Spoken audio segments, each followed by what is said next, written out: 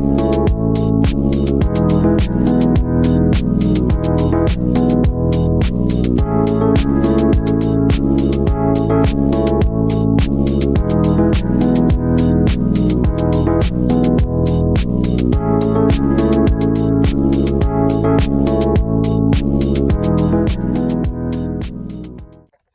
عليكم ومرحبا بكم معايا مرة أخرى. كنتمنى تكونوا كاملين بخير وعلى خير وفي صحة جيدة كما العادة. شكرا بزاف للتشجيعات ديالكم، كومونتيرات الزوينة بحالكم، البارطاج ديالكم، لايكات ديالكم، اي حاجه صراحه كتعز عليا فاش كديروا ليا، فاش كديروا ليا لايك، كومونتير، تبارطاجيو. فهذا شرف كبير ليا انكم تكونوا من المتتبعين ديالي، وان شاء الله كنستغل هذه الفرصه وكنقول لكم عواشركم مبروكه، الله يدخل عليكم صحه والسلامه، رمضان يدخل علينا وعليكم ان شاء الله، ويهز علينا ربي هذا الوباء ونرجعوا لحياتنا الطبيعيه اللي راه بدينا كنرجعوا تدريجيا الحمد لله احسن من قبل، ولكن راه كاين الخير القدام.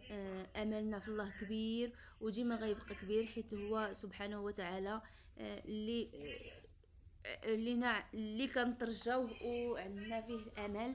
اما الا تعولنا على بنادم فبقينا تم. الحمد لله كاين رحمه الله كتهبط علينا، واخا بنادم كيط عليه الدم، واخا بنادم كيتزير، واخا بنادم بزاف د الحوايج، ولكن تيفرج عليه الله وكيعطيه واحد الرحمه اللي كتطيح ليه على قلبه، من بعد كيولي مرتاح، كيولي كيف نقول، كيولي شويه بعدا راه النفسيه، وخصوصا فاش كنلتجئوا للدعاء ونرجعوا ندعيو ونطلبوا الله انه يفرج علينا، ونطلبوا الله انه يشوف من حالتنا وحاله المسلمين اجمعين. فلهذا ما تنسوش الدعاء، وخصوصا في هذه الايام المباركه اللي كتكون عظيمه عند الله.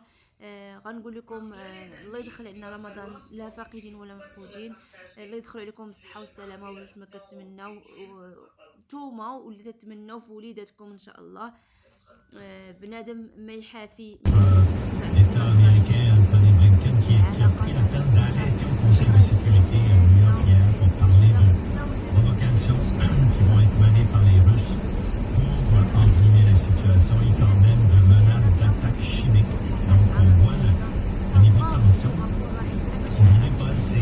la réunion à Munich en Allemagne, la conférence sur la sécurité en Europe. C'est une conférence justement sur la sécurité dans l'ensemble de l'Europe, à laquelle la Russie participe d'habitude, mais les Russes ne sont pas là aujourd'hui.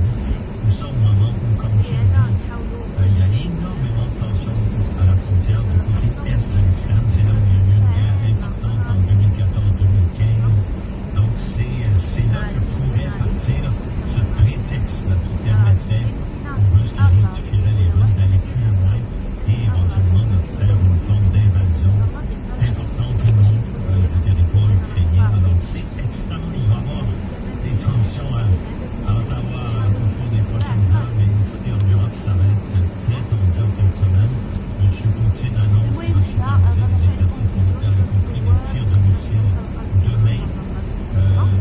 Le Bélarus au nord de l'Ukraine tient actuellement des exercices militaires extrêmement importants. C'est l'armée russe avec l'armée du Bélarus qui tient ces exercices-là. C'est censé se terminer dimanche.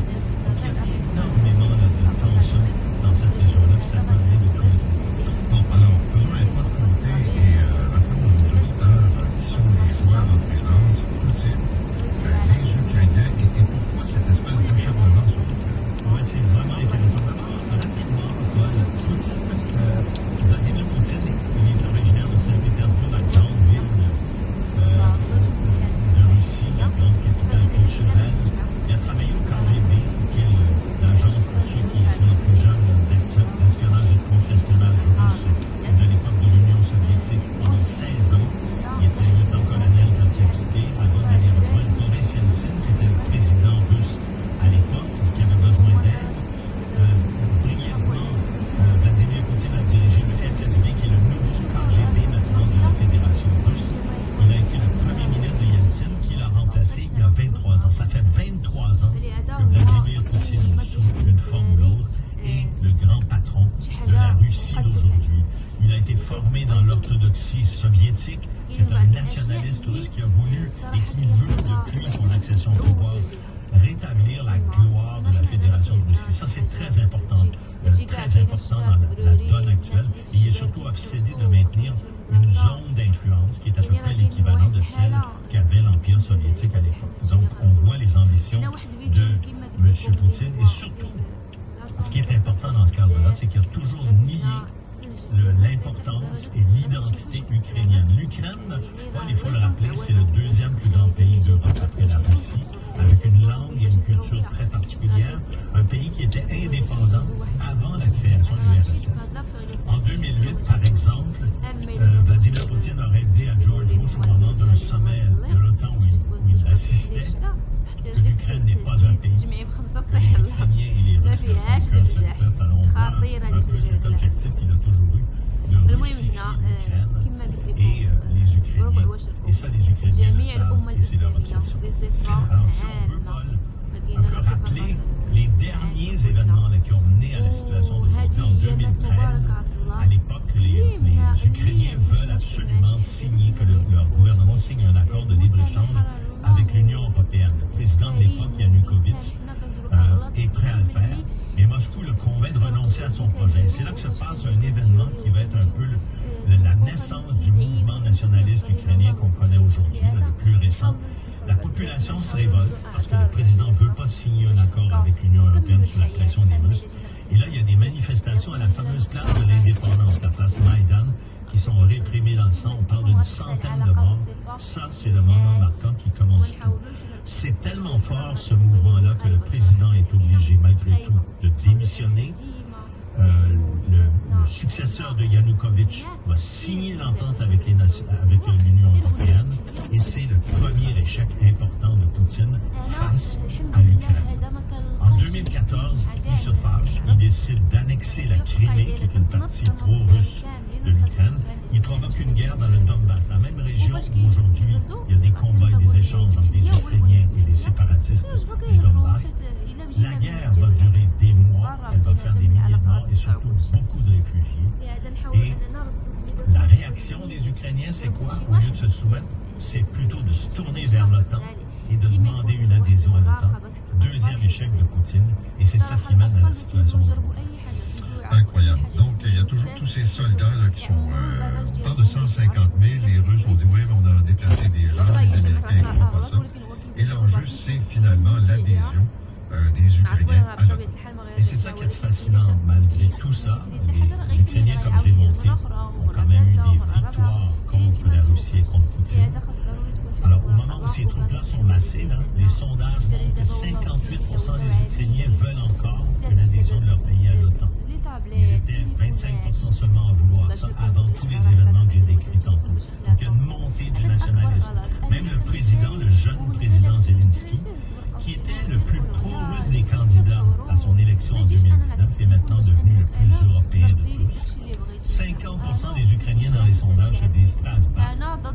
La moitié d'entre eux, en prenant les armes, il y a une mobilisation massive dans le pays. Donc, il y a un danger énorme pour Poutine quand on voit cette situation-là. D'autant plus que les sondages en Russie même montrent que la guerre n'est pas si populaire que ça auprès des Russes. Donc, M. Poutine pourrait s'engager dans quelque chose d'extrêmement dangereux qui pourrait mobiliser les énergies de la Russie alors que l'économie est en difficulté.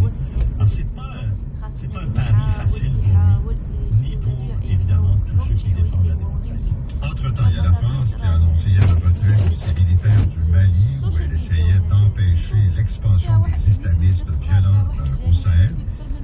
Mais ça a quand même tout ça un lien avec les Russes. Et c'est ça qui est intéressant, Paul. En fait, officiellement, c'est la France quitte avec ses alliés, dont le Canada, à cause d'un désaccord avec les militaires qui ont pris le pouvoir au Mali, mais aussi parce qu'il y a un désaccord fondamental avec des militaires russes, en fait des mercenaires russes, on appelle le Wagner Group, qui sont envoyés sur place, probablement directement par Moscou, et qui prennent de plus en plus d'importance en Afrique. Et c'est ça qui est un peu, cet événement-là qui arrive complètement en dehors de la situation en Europe. C'est une illustration d'un autre phénomène qui se passe, c'est-à-dire cette volonté de la Russie d'augmenter de façon importante et rapide son influence militaire et stratégique partout dans le monde. Puis l'Afrique en est un exemple.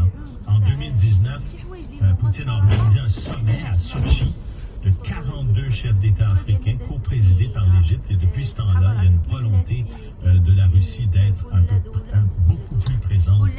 D'abord en envoyant des soldats, ces fameux mercenaires, dans des pays comme le Mozambique, la République centrafricaine, le Mali, la Libye. Et les Russes veulent et ils ont de l'influence en Afrique. Pourquoi? Parce que les populations en ont assez, justement, de la terreur des islamistes dans le Sahel. Des pays comme le Mali ont perdu la moitié de leur territoire au profit de ces djihadistes islamiques. Donc, ils veulent des solutions, ils en ont assez. Récemment, le 22 janvier, il y a eu un coup d'État au Burkina Faso, dans la même région de l'ouest du centre et de l'ouest de l'Afrique. Et imaginez-vous, la population a réagi en manifestant pour les militaires qui avaient pris le pouvoir et en arborant des drapeaux russes et chinois. Donc, on voit là le résultat de tout ça. Il y a énormément de régimes africains, l'Égypte en premier, le Nigeria, des populations aussi qui veulent des résultats et qui, j'en parle souvent, Paul, je t'en parle souvent, se tournent vers des régimes autocratiques qui ont l'image de régimes qui règlent des problèmes et ils en ont assez des problèmes qui ne se règlent pas. Alors, c'est vraiment une illustration de ce qui se passe ailleurs dans le monde. Ça se passe aussi en Amérique latine parce que M. Poutine a reçu, entre autres, cette semaine, M. Plusieurs mois. Je vous décris l'intérieur, presque un an en fait. Je vous décris l'intérieur parce que le courtier était assez honnête pour mettre des photos de l'intérieur de la maison. Il n'y a plus de plafond.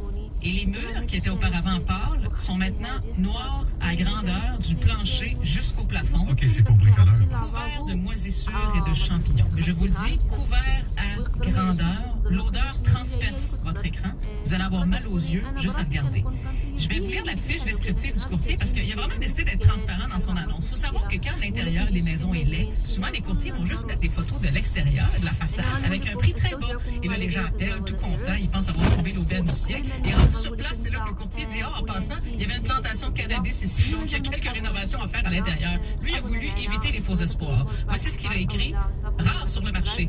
Reprise de finances pour flippeux, bricoleurs du week-end ou contracteurs avertis. Très important, ne pas visiter l'intérieur, zone de guerre, à vos risques et périls.